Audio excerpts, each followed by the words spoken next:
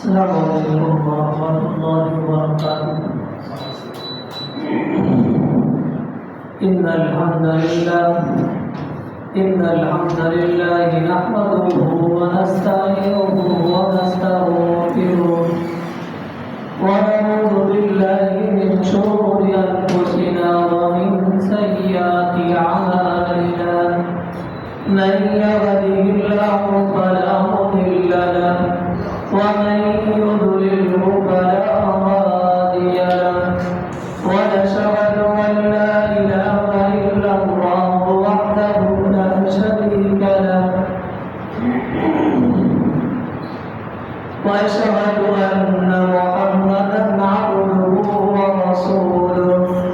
يا أيها الناس اتقوا ربكم الذي خلقكم من نفس واحدة وخلق منها زوجها وبث منهما رجالا كثيرا ونساء واتقوا الله الذي تساءلون به والأرحام إن الله كان عليكم رقيبا. يا أيها الذين آمنوا اتقوا الله حق تقاته ولا تموتن إلا وأنتم مسلمون.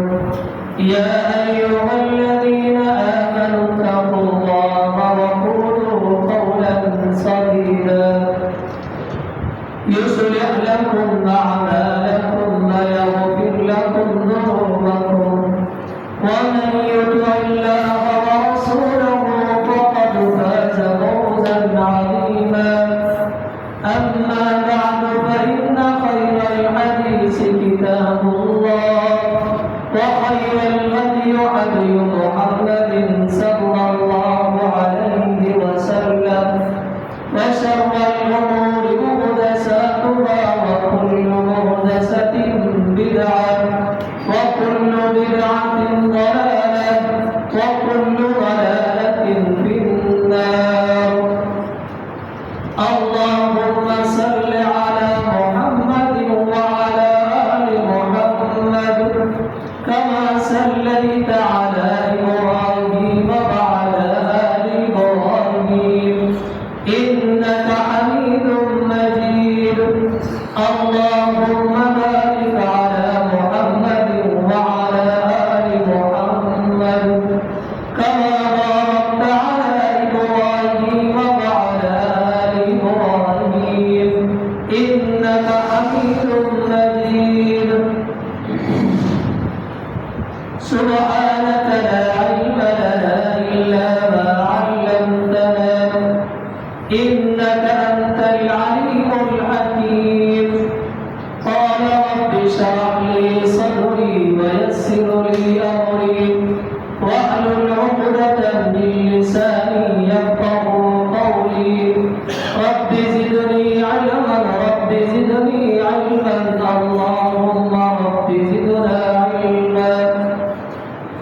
وقال الله تبارك وتعالى في القرآن المجيد والفرقان الحميد يا أيها الناس كلوا مما في الأرض حلالا طيبا ولا تتبعوا خطوات الشيطان إنه لكم عدو مبين.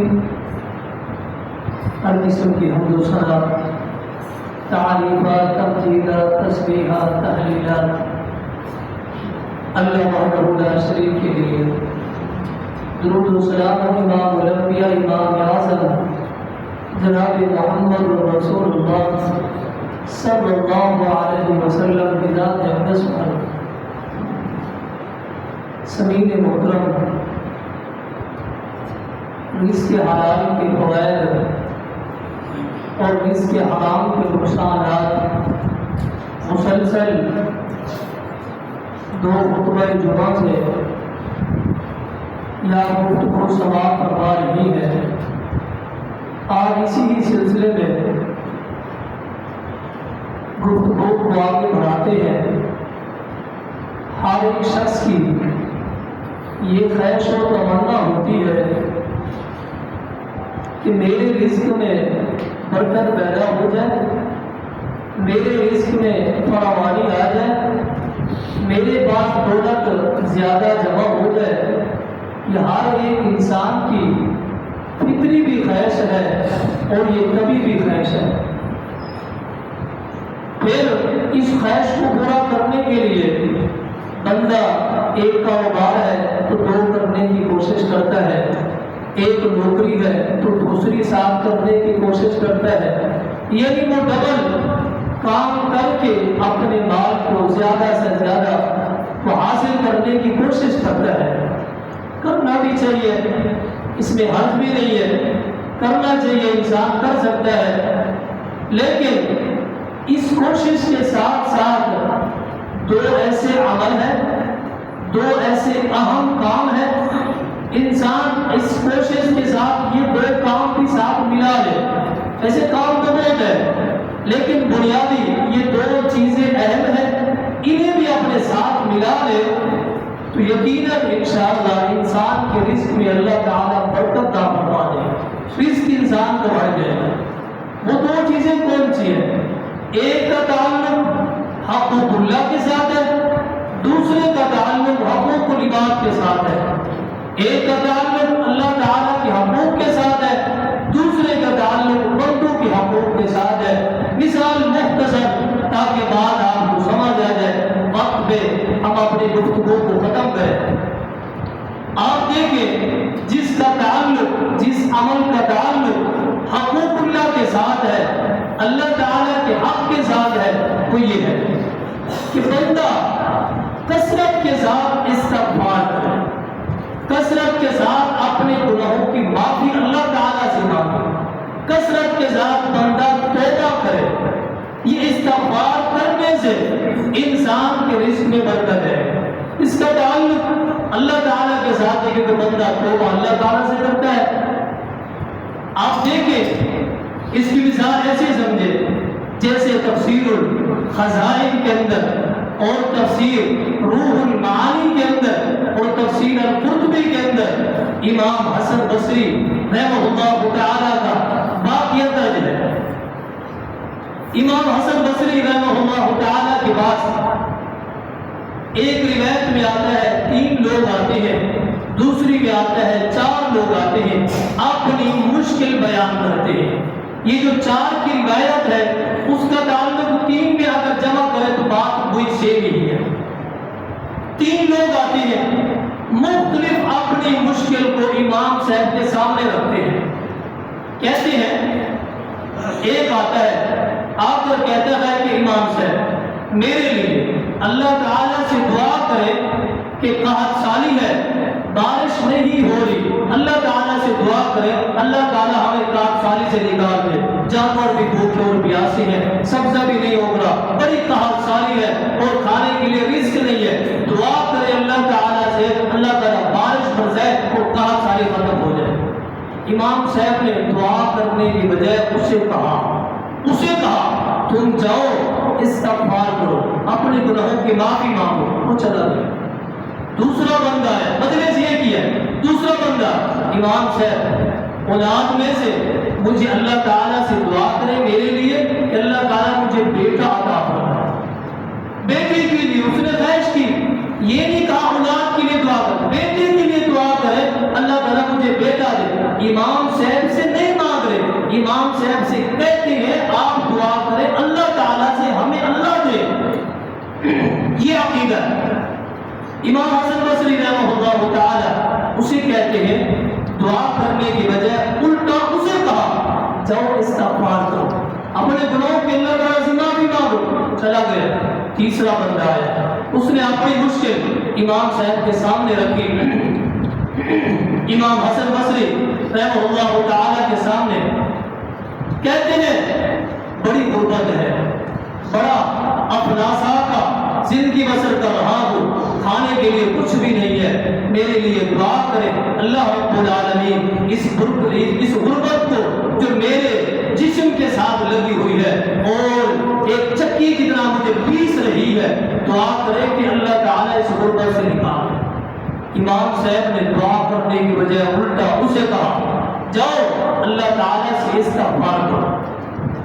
تینوں بندے چلے گئے۔ چوتھی جو روایت آتی ہے وہ بھی یہی تھا کہ میرے پاس میرا باغ ہے، سب چیزیں ہیں، لیکن اس میں برکت نہیں آتی، پوری غربت والی بات، سیم ہی تین چیزوں کے اندر بات مکمل ہو جاتی ہے۔ امام صاحب تینوں کو جواب الگ الگ دے دیتے ہیں، تینوں کو جواب ایک، اور ان کی مشکل الگ الگ ہے۔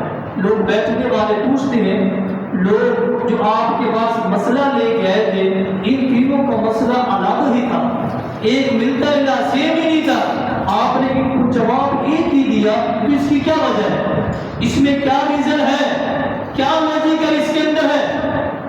امام صاحب نے آگے سے جواب دیا، فرماتی ہیں میں نے ان تینوں کو جواب اپنی مرضی سے نہیں دیا، ان تینوں کو جواب میں نے اللہ تعالیٰ کے حکم سے دیا ہے، وہ حکم جو اللہ تعالیٰ نے قرآن میں نازل فرمایا، سورۃ النور ہے، فرمایا کہ وَقُلْتُ اسْتَغْفِرُوا رَبَّكُمْ إِنَّهُ كَانَ غَفَّارًا، انہیں کہہ دے کہ اپنے رب سے یہ استغفار کرے، إِنَّهُ كَانَ غَفَّارًا، وہ بہت زیادہ بخشنے والا ہے، استغفار کرے۔ وَيُمْدِدُكُمْ بِأَمْوَالٍ وَبَنِينَ وَيَجْعَلْ لَكُمْ جَنَّاتٍ وَيَجْعَلْ لَكُمْ أَنْهَارًا، انہیں مال بھی دوں گا، انہیں اولاد بھی دوں گا، اور انہیں بارش بھی دوں گا۔ بچا استغفار کر، استغفار کرنے سے گرمی ختم ہو سکتی ہے میرا دوست، استغفار کرنے سے مشکل حل ہو سکتی ہے۔ بارش نہیں آ رہی، بارش مانگنے سے پہلے گناہوں سے معافی مانگنی ہے، گناہوں کی معافی مانگنی ہے۔ اولاد نہیں مل رہی، اولاد مانگنے سے پہلے گناہوں کی معافی مانگنی ہے، استغفار کرنا ہے۔ اللہ تعالیٰ کہہ رہے ہیں کہ استغفار کرے، ساری چیزیں عطا کر دوں گا، اور معافی تو مانگے۔ یہی بات ہے، آپ دیکھیں بارش کی بات ہے، سیدنا عمر بن خطاب رضی اللہ تعالی عنہ تفسیر القرطبی کے اندر یہ بات درج ہے، آپ کی خلافت کا وقت ہے، بارش کے لیے دعا کرنی ہے، ساتھیوں کو ساتھ لیا، چٹیل میدان میں پہنچ گئے، لوگ بھی ساتھ ہیں، چٹیل میدان میں پہنچے، کس لیے؟ کہ بارش کے لیے اللہ تعالیٰ سے دعا کرنی ہے۔ اب وہاں دعا کی، دعا کرنے کے بعد واپس آ گئے، لوگوں نے پوچھا آپ نے جتنی بھی دعائیں کی ہے بارش کے لیے تو ایک جملہ بھی آپ نے نہیں کہا اللہ تعالیٰ سے، سمجھنے والی بات ہے، بارش کے لیے تو ایک جملہ بھی نہیں کہا، اور دعا کرنے کے لیے بارش کے لیے گئے تھے، بارش تو مانگی نہیں، واپس آ گئے۔ آگے فرماتے ہیں میں نے اللہ رب العالمین کے سامنے ان اعمال کو، اس چیز کو پیش کیا ہے جن کے ذریعے سے بارش حاصل ہو سکتی ہے، وہ کیا ہے؟ فرمایا کہ میں نے اپنے گناہوں کی معافی مانگی ہے، یہ وہ ذریعہ ہے، یہ وہ سبب ہے جس کے ساتھ اللہ تعالیٰ بارش دے دے۔ بارش نہیں مانگی، اپنے گناہوں کی معافی مانگی ہے۔ عمر بن خطاب ہے رضی اللہ تعالیٰ، پتہ چلتا ہے بارش چاہیے، اولاد چاہیے، رزق چاہیے، کچھ بھی چاہیے، گناہوں کی معافی مانگے، استغفار کرے، اللہ تعالیٰ ساری چیزیں عطا کر دے۔ پتہ چلتا ہے یہ چیزیں رکاوٹ، جو ان چیزوں کی رکاوٹ بننے والی ہے وہ میرے گناہ ہے، میرے گناہ ہے۔ ایک مالک کے پاس ملازم کام کرے، وہ غلطی پہ غلطی کرے، یہ پھر کہے مالک میری سیلری کو بڑھا دے، مجھے چھٹی دے دے، مجھے یہ کر دے، وہ دے گا؟ سیلری بڑھے گا؟ نہیں، اس کی وہ غلطیاں اس کی سیلری کے آگے رکاوٹ ہے، اس کی وہ خطائیں اس کے آگے رکاوٹ بن چکی ہے۔ یہی وہ سبب ہے، وَعَلَىٰ كُلِّ شَيْءٍ قَدِيرٌ ہے، مالک یوم الدین ہے، وہ رب العالمین ہے، وہ دینا چاہتا ہے، رکاوٹ میرے گناہ ہے، رکاوٹ میرے گناہ ہے، اللہ دینا چاہتا ہے، میرے گناہ رکاوٹ بن گئے، استغفار کرے، اللہ تعالیٰ اس پہ برکت دے گا۔ پہلا نکتہ۔ دوسرا نکتہ جس کا تعلق حقوق العباد کے ساتھ ہے وہ یہ ہے کہ انسان صلہ رحمی کرے، صلہ رحمی کرے تو رزق میں برکت، رزق میں فراوانی آ جائے گی۔ صحیح بخاری کے اندر یہ حدیث درج ہے، من احب ان یبسط له فی رزقه وینسى له فی اثره فلیصل رحمہ، جو بندہ پسند کرتا ہے میرے رزق میں برکت ہے، فراوانی ہے، میری عمر لمبی ہو جائے اسے ایک ہی کام کرنا ہے، فَلْيَصِلْ رَحِمْ، لوگوں کے ساتھ صلہ رحمی کرے، تعلق کو جوڑے، لوگوں کو جوڑے، تعلق مضبوط کرے، توڑے نہیں۔ بھائی کا پتہ نہیں ہے، ماں کا پتہ نہیں ہے، رشتہ داروں کا پتہ نہیں ہے، کئی دن ہو گئے، کئی سال ہو گئے، کئی عیدیں گزر گئی، کئی خوشیاں گزر گئی، اس کے گھر کے اندر والدین کو، رشتہ داروں کو اور بہن بھائیوں کو پتہ ہی نہیں ہے، اس نے تعلق کو جوڑا نہیں، توڑ دیا ہے۔ صلہ رحمی کرے، رزق میں برکت آئے گی۔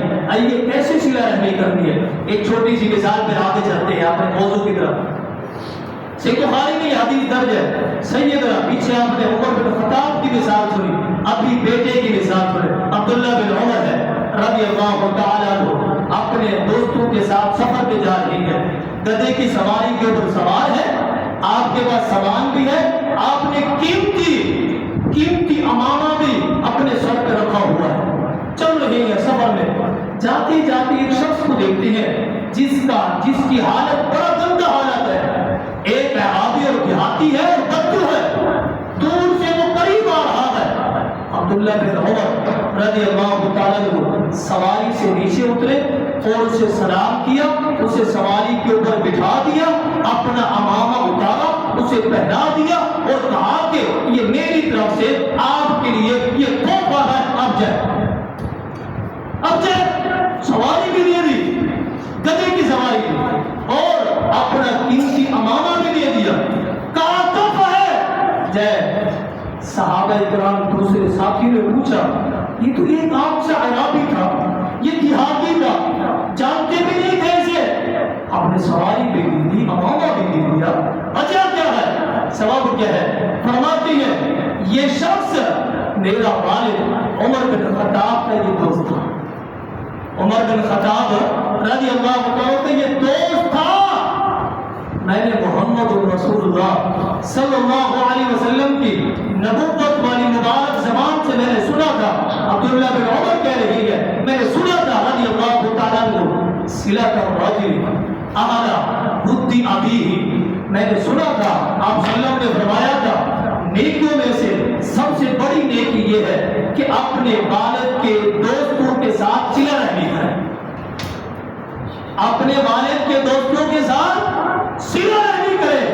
آپ اندازہ لگائیں یہ شریعت ہے جو والد کے ساتھ نہیں، والد کے دوستوں کے ساتھ صلہ رحمی کے حکم دے رہا ہے، شریعت حکم دے رہی ہے والد کے دوستوں کے ساتھ، جو قریبی ہے ان کا کتنا حق ہوگا، آپ صرف اندازہ لگائیں، جو دوستوں کے ساتھ وہ بھی والد کے، اتنا حکم قریبی رشتہ داروں کا کتنا حکم، تو وہ شریعت ہے، یہ تو دوست ہے، یہ تو شریعت غیر مسلم کے ساتھ بھی صلہ رحمی کی حکم دیتی ہے۔ اسماء بنت ابی بکر رضی اللہ تعالیٰ عنہ نبی صلی اللہ علیہ وسلم کے پاس آئی تھی، میری والدہ آئی ہے، کہتی ہے میرے ساتھ صلہ رحمی کریں، جبکہ میری والدہ غیر مسلم ہے، فرمایا کہ جی ہاں ان کے ساتھ صلہ رحمی کریں، اور غیر مسلم کے ساتھ صلہ رحمی کا حکم شریعت دے رہی ہے، میرے جو خونی رشتہ دار ہیں ان کا کتنا حق ہوگا، کتنا حق ہوگا، صرف آپ اندازہ لگا لیں بس یہاں سے۔ آئیے یہ دو ہی نکتے بیان کرنے تھے، اگر ہم چاہتے ہیں رزق میں برکت ہے، رزق میں فراوانی ہے اور رزق ہمارا وافر مقدار میں ہے، دو ہی کام کرنے ہیں، کثرت کے ساتھ استغفار کرنا، اپنے گناہوں کی معافی مانگنا، لوگوں کے ساتھ صلہ رحمی کرنی ہے، صلہ رحمی، لوگوں سے مراد دوسرے نہیں، گھر سے شروع کرنا، دوست سمجھتے ہیں دوسروں کے ساتھ کرنا ہے، ماں باپ کے ساتھ نہیں، اور میرا بھائی گھر سے شروع کرنا ہے، رشتہ داروں سے شروع کرنا ہے، یہ ہے صلہ رحمی۔ آئیے آگے چلیے، رزق میں، رزق کے بڑھوانے کے لیے آپ دوسری دلیل دیکھیں، اور رزق کے حلال کی کتنا برکات ہے، آپ قرآن مجید اٹھائیں، رزق کے حلال اتنا حساس معاملہ ہے، اتنا حساس معاملہ ہے، اللہ تعالیٰ نے چار پاکیزہ طبقے ہیں انسانوں کے، پاکیزہ طبقے انسانوں کے، اللہ تعالیٰ نے انسانوں کو الگ الگ حکم دیا، رزق کے حلال اتنا حساس ہے۔ اب قرآن اٹھائے، سب سے پاکیزہ جماعت سورۃ المؤمنون ہے، فرمایا کہ یا ایھا الرسل کلوا من الطیبات واعملوا صالحا، اے رسولوں کی جماعت، اے انبیاء کی جماعت، پاکیزہ رزق ہے، اس کے بعد واعملوا صالحا، نیک عمل کریں۔ انبیاء کی جماعت سے کہا، پھر انبیاء کی جماعت کو کہنے کے بعد بات تو مکمل ہو جاتی، لیکن نہیں، اللہ تعالیٰ نے مومنوں کو پھر الگ حکم دیا۔ سورۃ البقرہ ہے، یا ایھا الذین آمنوا کلوا من طیبات ما رزقناکم واشکروا، اے مومنوں کی جماعت، پاکیزہ رزق ہے اور میرا شکریہ ادا کریں۔ مومنوں کو بات کہنے کے بعد بات مکمل ہو جاتی، نہیں، مسلمانوں کو اللہ تعالیٰ نے پھر پکارا۔ سورۃ المائدہ ہے، وَكُلُوا مِمَّا رَزَقَكُمُ اللَّهُ حَلَالًا طَيِّبًا وَاتَّقُوا اللَّهَ، اے مسلمانوں کی جماعت، رزق حلال کھائے، اللہ رب العالمین سے ڈر جائے۔ اس کے بعد اللہ تعالیٰ نے انسانوں کی جماعت، پوری انسانیت کو اللہ تعالیٰ نے الگ سے حکم دے دیا، یا ایھا سورۃ البقرہ، یا ایھا الناس کلوا مما فی الارض حلالا طیبا ولا تتبعوا خطوات الشیطان، اے انسانوں کی جماعت، رزق حلال کھانا۔ یہ چار طبقے ہیں، اللہ تعالیٰ نے الگ الگ انہیں حکم دیا۔ اب الگ الگ حکم دینے کا کیا مطلب ہے؟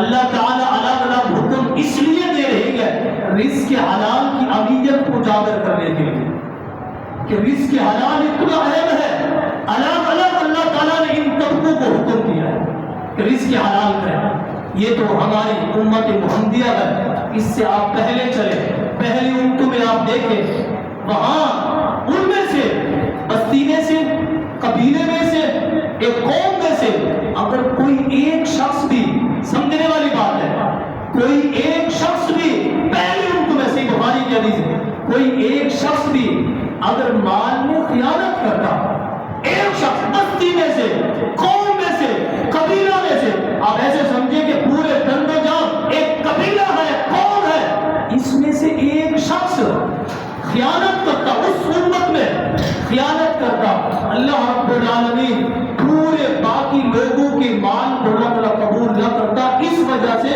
اس نے خیانت کی ہے، جو خیانت کی ہے اس کے لیے وہ حرام ہے، اس وجہ سے پوری قوم کا مال میں قبول نہیں کروں۔ ایک شخص اگر خیانت کرتا تو پوری قوم کا مال قبول نہ ہوتا۔ صحیح بخاری کی حدیث ہے، صحابی رسول اور نبی اکرم صلی اللہ علیہ وسلم نے فرمایا، ایک روایت میں یوشع بن نون کا واقعہ آتا ہے، یہی نبی تھے، دوسری روایت کے اندر آتا ہے نبی کا ذکر ہی نہیں ہے، لیکن مال غنیمت حاصل ہوا، جنگ ہوئی، بستی سے فتح کی، مال غنیمت حاصل ہوا، اور اس وقت مال غنیمت کی صورتحال یہ ہوتی کہ قبول کروانے کے لیے چچی المیدان میں مال غنیمت رکھتے، آسمان سے آگ آتی، اس مال غنیمت کو کھا کے چلی جاتی، جلا دیتی، تو یہ سمجھا جاتا تھا اللہ تعالیٰ نے ہمارے اس مال کو قبول کر لیا۔ آگ آتی، اگر نہ جلاتی نہ کھاتی تو سمجھا جاتا تھا ہمارا مال قبول نہیں ہے۔ مال غنیمت جمع ہے، آسمان سے آگ آئی ہے، آسمان سے آگ آنے کے بعد ٹچ کیا، واپس چلی گئی، جلایا نہیں۔ نبی سمجھ گیا یہاں کسی نے خیانت کی ہے۔ اب نبی نے اپنے طریقے سے لوگوں سے بیعت لی، کہا جس کا ہاتھ میرے ہاتھ کے ساتھ چپک جائے گا میں سمجھوں گا یہی خیانت کرنے والے۔ ایسے ہوا، 3-4 لوگ، ان کا ہاتھ یہ نبی کے ہاتھ کے ساتھ چپک گیا، اور انہوں نے کہا کہ آپ نے خیانت کی ہے۔ جی ہاں، ہم نے مال اٹھایا ہے، گائے کے سر کی مثل سونا اٹھا کے چھپا رکھا تھا، اٹھا کے لے آئے، وہ سونا جو گائے کے سر کی برابر تھا، آ کے رکھا، دوبارہ آسمان سے آ گئی، جلا کے چلی گئی۔ وہاں اگر 1-2 شخص بھی خیانت کرتے، ان کا مال حرام کی طرف لے جاتے، اللہ تعالیٰ قبول نہ کرتا دوسرے مال کو، دوسرے لوگوں کا۔ اب اندازہ لگائے ہماری کیا صورتحال ہے، اس کے حلال کی بات کر رہا ہوں، ہماری کیا صورتحال ہے، اور خیانت کے معاملے میں ہمارا کیا معاملہ ہے۔ صرف میں اشارہ کر کے جا رہا ہوں، سمجھنا آپ نے ہے کہ میں نے اتنا بڑی قربانیاں بھی کی ہے، حج بھی کر کے آیا ہوں، صدقے و خیرات بھی کرتا ہوں، نمازیں بھی پڑھتا ہوں، میرا کیا بن رہا ہے، میں نے اپنے اپنی معیشت کی طرف نظر ڈالنی ہے. آئیے دیکھیے معیشت اگر پاک نہیں ہے تو اللہ تعالیٰ انسان کی دعاؤں کو بھی قبول نہیں فرماتے, دعائیں بھی قبول نہیں ہوتی. اور شکایت کرنے والے کتنا عرصہ ہو گئے دعائیں کر رہے ہیں, قبول نہیں. معیشت کو چیک کیا, معیشت کو چیک کیا, اس کا حرام کی حلال الحرام, حرام کی فراوانی جو آپ کے پاس آئی ہے اس میں فرق کیا یا نہیں کیا؟ دعائیں قبول نہیں ہو, شکایت پہ شکایت. اپنی معیشت کو تو چیک کر. آئیے سعد بن ابی وقاص کا واقعہ درج ہے, بات بڑی لمبی ہے لیکن اختصار کے ساتھ سمجھیے. سعد بن ابی وقاص اشرف بشر صحابہ میں سے, نبی صلی اللہ علیہ وسلم کے پاس ہے میرے لیے دعا کرے اللہ تعالیٰ مجھے مستجاب الدعوات بنا دے. آپ نے فرمایا کہ دعا کرتا ہوں لیکن ایک شرط ہے, جب تک زندہ ہوگے ایک لقمہ بھی حرام کا نہیں کھاؤ گے. کہا ٹھیک ہے, وعدہ کر لیا, چلے گئے. عمر بن خطاب رضی اللہ عنہ کو دور خلافت آیا, سعد بن ابی وقاص کو رضی اللہ عنہ کو کوفے کا آپ نے گورنر بنا دیا. کوفے کا گورنر ہے, وہاں کے ایک شخص نے عمر بن خطاب کی طرف خط لکھا اور شکایت کی کہ سعد بن ابی وقاص صحیح نہیں ہے, نماز صحیح نہیں پڑھاتے, مال صحیح تقسیم نہیں کرتے, جہاد کے لیے نہیں جاتے. عمر بن خطاب رضی اللہ عنہ کو روایت میں آتا ہے انہیں معزول کر دیا اور عہدے سے ہٹا دیا. عمار بن یاسر رضی اللہ عنہ کو اسی وقت گورنر بنا دیا کوفے کا. پھر ایک کمیٹی بنے, کہا کہ جاؤ سعد بن ابی وقاص کے متعلق یہ شکایت آتی ہے, میرا ذہن قبول نہیں کرتا, سعد ایسا کرتا ہوں, میرا ذہن قبول نہیں کرتا. اشرف بشرا کا ایک صحابی ہے, نبی سے نماز کو سیکھا ہے, ایسا نہیں ہو سکتا. جاؤ چیک کر جاؤ کوفے کی جتنی بھی مساجد ہے سعد بن ابی وقاص کو ساتھ لینا اور کوفے کی جتنی بھی مساجد ہے جا کے ایک ایک نماز پڑھنا اور پوچھنا سعد کو آپ نے کیسے پایا. کمیٹی پہنچ گئی کوفے میں اور سعد بن ابی وقاص کو ساتھ لیا. ہر مسجد میں جاتے ہیں, نماز پڑھتے, نماز کے بعد جماعتوں سے پوچھتے ہیں سعد بن ابی وقاص کو کیسے پایا. لوگ تعریفیں کر رہے ہیں. یہ سلسلہ چلتا رہا. ایک مسجد میں پہنچے, وہاں ایک شخص کھڑا ہوا, کہا سعد بن ابی وقاص ٹھیک نہیں ہے, شکایت ہے. کیا ہے؟ یہ نماز صحیح نہیں پڑھاتے, یہ جب مال تقسیم کرتے اپنوں کو دیتے دوسروں کو نہیں دیتے, جب جہاد کا وقت آتا ہے خود نہیں جاتے ہمیں بھیج دیتے ہیں.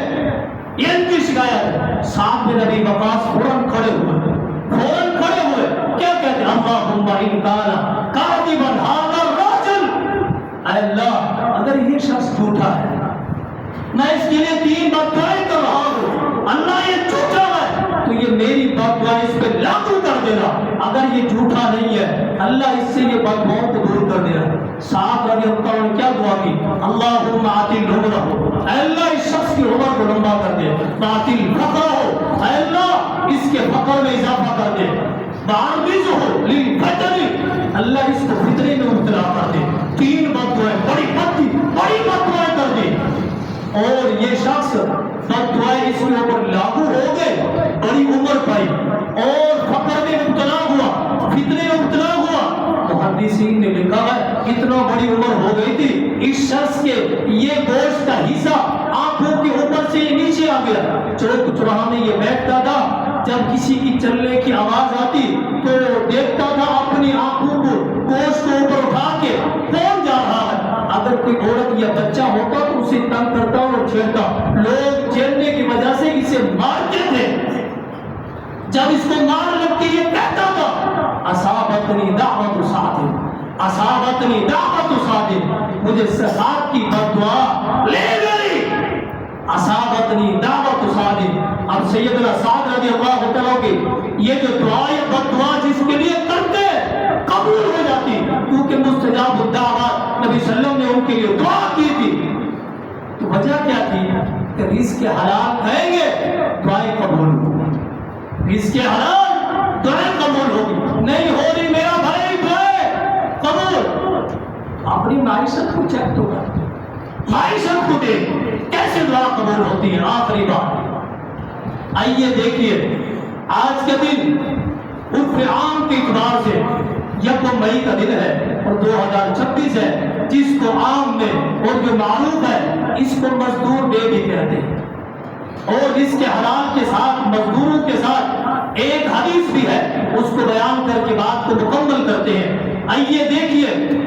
کوئی شخص کسی کے پاس ملازمت کرتا ہے یا مزدوری کرتا ہے، کرنے کے بعد پھر اس شخص کو بھیج دیا جاتا ہے، کہا جاتا ہے جاؤ کل آ جانا، پرسوں آ جانا، شام کو آ جانا، پیسے دیں گے۔ جب یہ واپس آتا ہے مالک کے سارے اخراجات پورے ہو رہے ہیں، اگر نہیں دینے کے لیے پیسے تو اس ملازم کے نہیں، اتنا بڑا بنگلہ کھڑا کر دیا، مزدور کی مزدوری دینے کے لیے پیسے نہیں ہے، اس کے لیے مٹیریل تو لگا ہے نا، وہ کہاں سے آیا؟ اگر پیسے نہیں تھے مزدوری کے لیے تو نہیں بنواتا۔ اتنا بڑا بنگلہ، اتنی بڑی ملازمت کے لیے لوگوں کو رکھ لیا، سارے اخراجات مالک کے پورے ہو رہے ہیں، نہیں ہے دینے کے لیے پیسے تو ایک مزدور کے نہیں ہے۔ پھر یہ چکر لگوانے کے بعد، آنے جانے کے بعد، پھر ہوتا یہ ہے کافی عرصے کے بعد پیسہ کم ہونا شروع ہو جاتا ہے۔ اب زیادہ عرصہ ہو گیا ہے، کتنے پیسے تھے یاد نہیں ہے، اب اتنے لے جاؤ بس باقی معاف کر دینا۔ ہوتا ہے یا نہیں ہوتا؟ اپنے معاشرے کو دیکھیں ایسے ہی ہوتا ہے۔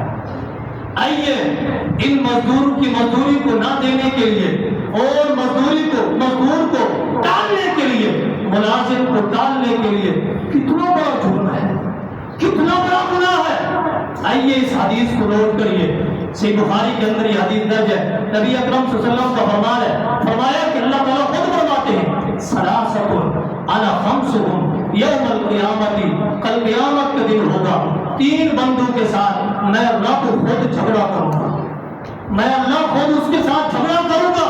وہ تین بندے کون سے ہیں؟ فرمایا کہ پہلا بندہ جس نے میرے نام کے ساتھ کسی کے ساتھ وعدہ کیا، قسم اٹھا کے میرے نام کے ساتھ وعدہ کیا، وعدہ کرنے کے بعد ثم وعدہ، پھر اس کو توڑ دیا، پورا نہیں کیا، اس بندے کے ساتھ میں جھگڑا کروں گا۔ وہ وعدہ کرنے والے، وعدہ کرنے سے پہلے سوچنا ہے، اس کو پورا کرنا ہے، نہیں کیا اللہ تعالیٰ کل قیامت کے دن جھگڑیں گے۔ اللہ تعالیٰ کا جھگڑا، اللہ تعالیٰ کی سزا کیسی ہوگی اندازہ لگا، اس گرمی سے لگا لے، بس اس گرمی سے لگا لے، اللہ کا غصہ کیسی ہوگا یہاں سے لگا لے۔ یہ تو پریکٹیکل ہے نا ہمارے سامنے۔ دوسرا بندہ وہ ہوگا، فرمایا کہ جس بندے نے کسی آزاد شخص کو، جو آزاد تھا، کسی آزاد انسان کو بیچ دیا، بیچنے کے بعد پھر عقل سامنا ہو، اس کی جو قیمت تھی اسے کھا لیا، اس بندے کے ساتھ بھی میں جھگڑا کروں گا۔ تیسرا اور آخری، کسی بندے کو مزدوری پہ رکھا اور کام پورا لیا، لینے کے بعد ثم یعطی اجرہ ولم یعطی اجرہ، جب اجر دینے کی باری آئی، مزدوری دینے کی باری آئی، مزدوری کو نہیں دیا، ٹال مٹول کر دیا، اس بندے کے ساتھ بھی میں جھگڑا کروں گا۔ آپ اندازہ لگائے، جس کے ساتھ اللہ تعالیٰ جھگڑا کرے، اللہ تعالیٰ اسے سزا دے، اللہ تعالیٰ تو کوئی مقابلہ کر سکتا ہے، کسی کے پاس ہے طاقت، بندہ تصور ہی نہیں کر سکتا۔ لیکن یہ تین چیزیں ہمارے لیے بڑی اہم ہیں اور اس کے اندر بڑی سخت وعید بھی ہے، اور اس کے حلال اسی کے اندر شامل ہے۔ اگر کسی کی مزدوری کھا جائے گا تو حرام ہو جائے گا نا، تو پھر اس کے حلال تیرا حرام ہو گیا، کس انداز میں؟ اور یہی معاملہ مزدور کے لیے بھی ہے، یہی معاملہ ملازم کے لیے ہے، تنخواہ پوری لیتا ہے، کام کیوں نہیں کرتا؟ ڈپٹی ہے، نوکری ہے، کچھ بھی ہے، نہیں کرتا کام، تیرے ساتھ بھی وہی معاملہ ہے جو مالک کے ساتھ ہے۔ ہم اپنے رزق اور معیشت کو دیکھیں کہ کیسے ہے، حلال کی طرف ہے یا حرام کی طرف ہے۔ وما علینا الا البلاغ۔